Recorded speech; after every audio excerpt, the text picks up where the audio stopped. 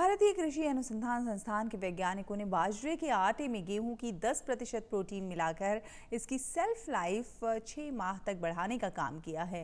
पूसा संस्थान की इस पहल से जो सीरियल्स हैं वो देश विदेश में जागरूकता बढ़ने के साथ इनका निर्यात बढ़ाने से देश के किसानों को कितना फायदा होगा, इन सभी विषयों पर हमारे संवाददाता ओपी यादव ने बात की है भारतीय कृषि अनुसंधान संस्थान के निदेशक डॉक्टर AK सिंह से।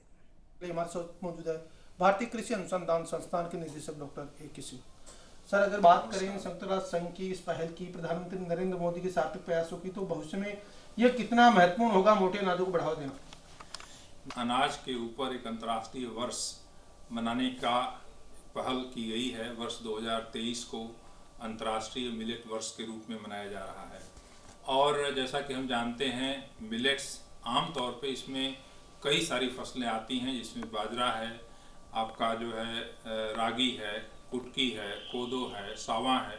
इन सब के अंदर पोषक तत्वों की भरपूर मात्रा होती है। जो ये पहल राष्ट्रीय स्तर पर और अंतर्राष्ट्रीय स्तर पर की गई है, विदेश में भी इनकी एक पहचान बने, इसके लिए भारत का प्रयास बहुत ही महत्वपूर्ण प्रयास है। अंतर्राष्ट्रीय स्तर पर जो कार्यक्रम हो रहा है उससे जागरूकता बढ़ने से इनका बाजार कितना बढ़ेगा और विदेशी जो मेहमान हैं उनकी थाली में ये कितना पहुंचेगा?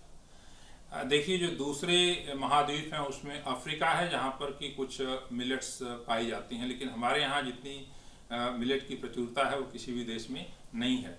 यूरोपीय संघ के देश, अमेरिका में, ऑस्ट्रेलिया में या जापान में, इन सभी राष्ट्रों में अपार संभावना है एक्सपोर्ट को, निर्यात को बढ़ाने के लिए। भारत में आज भी बहुत सारी आबादी है जिसको न्यूट्री सीरियल्स की जो कमी के चलते पोषक तत्वों की आपूर्ति नहीं होती है, तो अगर इनके बाजार में उत्पाद बढ़ेंगे, बाय प्रोडक्ट बनेंगे और उनकी प्रोसेसिंग होगी, कुकीज़ हैं, इनके नूडल्स हैं और बिस्किट्स हैं, इस तरह के तमाम उत्पाद, इसकी प्रोसेस खिचड़ी जो है, रेडी टू ईट खिचड़ी, लड्डू, बहुत सारे उत्पाद हैं जो जिसके ऊपर शोध कार्य चल रहा है। हमारे संस्थान में भी, पूसा संस्थान में, बाजरे के ऊपर विशेष रूप से शोध किया गया है।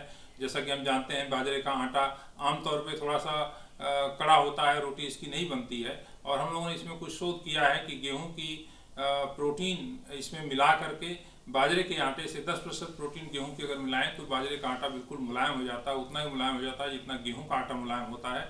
उससे आप रोटी बना सकते हैं। रोटी फूलती भी है, गेहूं की रोटी जैसी जो है, स्वादिष्ट भी होती है खाने में, और उससे उसके पोषक तत्व का लाभ भी मिलता है। आपने जो तकनीक बताई बाजरे के आटे को ज़्यादा दिनों तक सही रखने की, इस तकनीक में क्या मुख्य अडल्ट्रेशन या कंपोजिशन होता है, और अगर इसको व्यावसायिक स्तर पर किया जाए तो कितना फायदा होगा? एक बाजरे में दाने के अंदर एक कुछ विशेष एंजाइम होते हैं, और वो एंजाइम जो कि फैटी एसिड या वसा होती है उसके ऊपर काम करते हैं। जब ही हम पीसते हैं तो एंजाइम एक्टिव हो जाते हैं और वसा के ऊपर काम करते हैं, और जिसकी वजह से आटे में रेंसिडिटी आ जाती है, आटा खराब हो जाता है।